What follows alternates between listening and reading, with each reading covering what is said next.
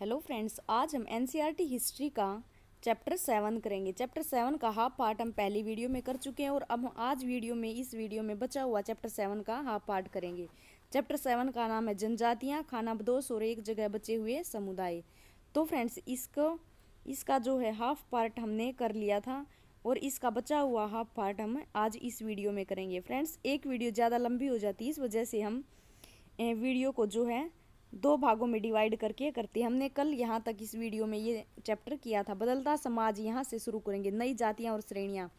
जैसे जैसे अर्थव्यवस्था और समाज की जरूरतें बढ़ गई, नए हुनर वाले लोगों की आवश्यकता पड़ी। वर्णों के भीतर छोटी छोटी जातियां उभरने लगी। उदाहरण के लिए ब्राह्मणों के बीच नई जातियां सामने आई। दूसरी ओर कई जनजातियों और सामाजिक समूहों को जाति विभाजन समाज में शामिल कर लिया गया और इन्हें जातियों का दर्जा दिया गया। विशेषज्ञता प्राप्त शिल्पियों, सुनार, लोहार, बढ़ई और राजमिस्त्रियों को भी ब्राह्मणों द्वारा जातियों के रूप में मान्यता दे दी गई। वर्ण की बजाय जाति समाज के संगठन का आधार बनी। जाति पर विचार विमर्श। वर्तमान तमिलनाडु के तिरुचिरापल्ली तालुक में स्थित उय्याकोंडन उदययार के 12वीं शताब्दी के अभिलेख में ब्राह्मणों की एक सभा के विचार विमर्श का वर्णन मिलता है। वे रथकारों, शाब्दिक अर्थ होता है जिसका रथ बनाने वाले लोग, की सामाजिक स्थिति पर विचार विमर्श कर रहे थे। उन्होंने इस जाति के कामकाज तय किए, जिसमें वास्तुकला, रथों और गाड़ियों का निर्माण, मंदिर द्वारा बनाना, मूर्तियां स्थापित करना, बलि के लिए लकड़ियों से बने साज सामान तैयार करना, मंडप बनाना और राजा के लिए जेवर बनाना शामिल थे।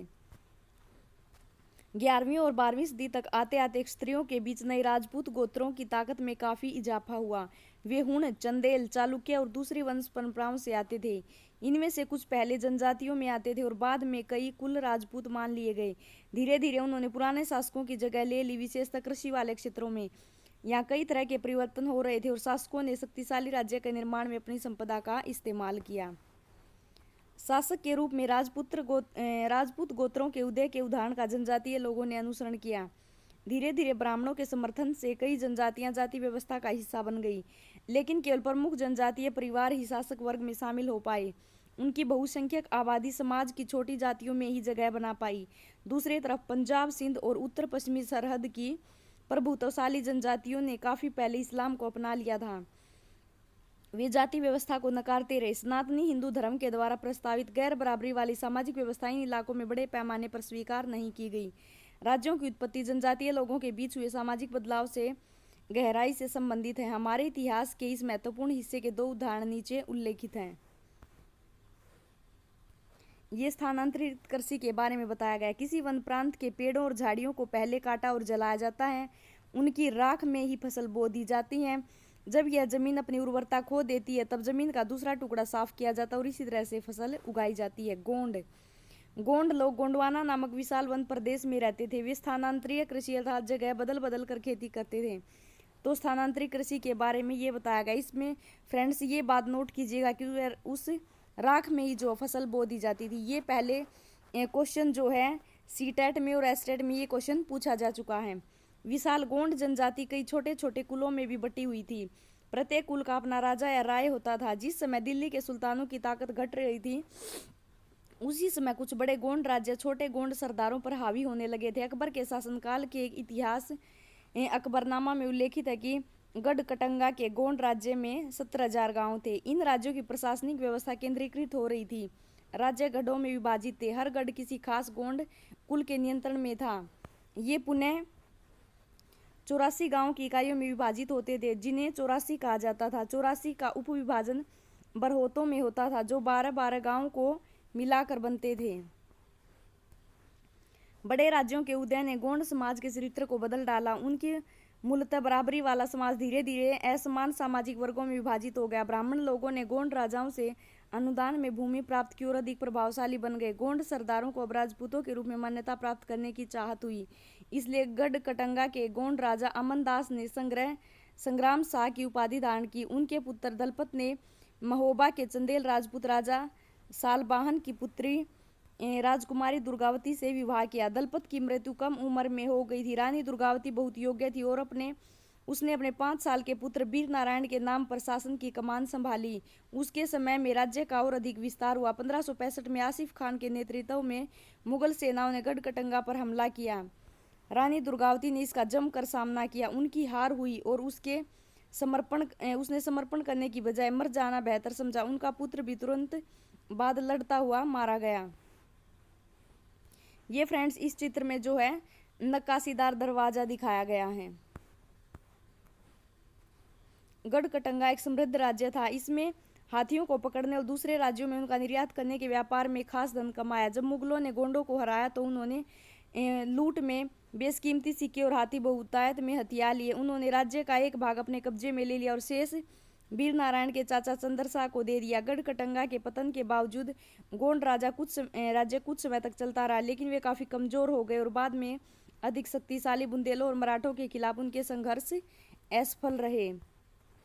अब यहाँ पर अहोमों के बारे में बताया गया। फ्रेंड्स अहोमों के बारे में क्वेश्चन कई बार पूछा जा चुका है, इसको फ्रेंड्स ध्यान से पढ़िएगा। अहोम लोग मौजूदा म्यांमार में आकर 13वीं सदी में ब्रह्मपुत्र घाटी में आ बसे। उनमें भूया भूस्वामी लोगों की पुरानी राजनीतिक व्यवस्था का दमन करके नए राज्य की स्थापना की।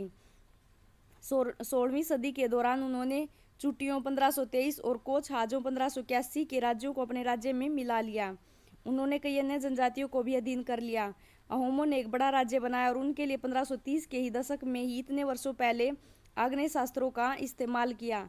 1660 तक आते आते वे उच्च स्तरीय बारूद और तोपों का निर्माण करने में सक्षम हो गए थे। लेकिन अहोम लोगों को दक्षिण पश्चिम में कई आक्रमणों का सामना करना पड़ा। 1662 में मीर जुमला के नेतृत्व में मुगलों ने अहोम राज्य पर हमला किया। बहादुरी से सामना करने के बावजूद अहोम लोगों की पराजय हुई, लेकिन उस क्षेत्र पर मुगलों का प्रत्यक्ष नियंत्रण ज्यादा समय तक नहीं बना रह सका। अहोम राज्य बेगार पर निर्भर था। राज्य के लिए जिन लोगों से जबरन काम लिया जाता था वे पाइक कहलाते थे। फ्रेंड्स ये क्वेश्चन जो है सीटेट में भी पूछा जा चुका है। अहोम राज्य की में एक जनगणना की गई थी। प्रत्येक गांव को अपनी बारी आने पर निश्चित संख्या में पाइक भेजने होते थे। इसके लिए जनगणना के बाद सघन आबादी वाले इलाकों से कम आबादी वाले इलाकों में लोगों को स्थानांतरित किया गया था। इस प्रकार अहोम कुल टूट गए। 17वीं शताब्दी का पूर्वार्ध पूरा होते होते प्रशासन खासा केंद्रीकृत हो चुका था, लेकिन सभी वयस्क पुरुष युद्ध के दौरान सेना में अपनी अपनी सेवाएं प्रदान करते थे। दूसरी समय वे बांध, सिंचाई व्यवस्था इत्यादि के निर्माण या अन्य सार्वजनिक कार्यों में जुटे रहते थे। अहोम लोग चावल की खेती के नए तरीके भी अमल में लाए। अहोम समाज कुलों में विभाजित था, जिन्हें खेल कहा जाता था। वहां दस्तकारों की बहुत कम जातियां थी, इसलिए अहोम क्षेत्र में दस्तकार निकटवर्ती क्षेत्रों से आए थे। एक खेल के नियंत्रण में प्राय कई गांव होते थे।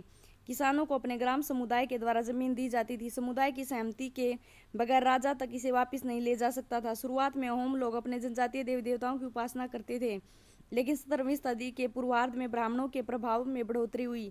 मंदिरों और ब्राह्मणों को राजा के द्वारा भूमि अनुदान में दी गई। शिव सिंह 1514 से 44 के काल में हिंदू धर्म वहाँ का प्रधान धर्म बन गया था, लेकिन अहोम राजाओं ने हिंदू धर्म को अपनाने के बाद अपनी पारंपरिक आस्थाओं को पूरी तरह से नहीं छोड़ा था। अहोम समाज एक अत्यंत परिष्कृत समाज था। कवियों और विद्वानों को अनुदान में जमीन दी जाती थी। नाट्यक्रम को प्रोत्साहन दिया जाता था। संस्कृत की महत्वपूर्ण कृतियों का स्थानीय भाषा में अनुवाद किया गया था। बुर्जी नामक ऐतिहासिक कृतियों को पहले अहोम भाषाओं में और फिर असमिया में लिखा गया। अब ये निष्कर्ष, जिस युग की हम चर्चा करते आए हैं उस युग के दौरान उपमहाद्वीप में काफी सामाजिक परिवर्तन हुए। वर्णाधारित समाज और जनजातीय लोग एक स्थान से एक दूसरे के साथ लगातार संपर्क में आते। ऋण आदान प्रदान ने दोनों तरह के समाजों में अनुकूल और बदलाव की प्रक्रिया चलाई। बहुत सी विभिन्न प्रकार की जनजातियां थी और उन्होंने विविध प्रकार की जीविकाएं अपनाई। कालांतर में उनमें से कई जाति आधारित समाज में शामिल हो गए, लेकिन कईयों ने जाति व्यवस्था और सनातनी हिंदू धर्म दोनों को ही नकार दिया। कुछ जनजातियों ने सुसंगठित प्रशासनिक व्यवस्था वाले विस्तृत राज्यों की स्थापना की। इस तरह वे राजनीतिक रूप से ताकतवर हो गए। इससे उन्हें बृहत्तर और अधिक जटिल राज्यों और साम्राज्यों के साथ संघर्ष की स्थिति में ला खड़ा कर दिया। तो फ्रेंड्स ये था हमारा आज का चैप्टर। नेक्स्ट चैप्टर जो है हम नेक्स्ट वीडियो में लेके आएंगे। धन्यवाद फ्रेंड्स।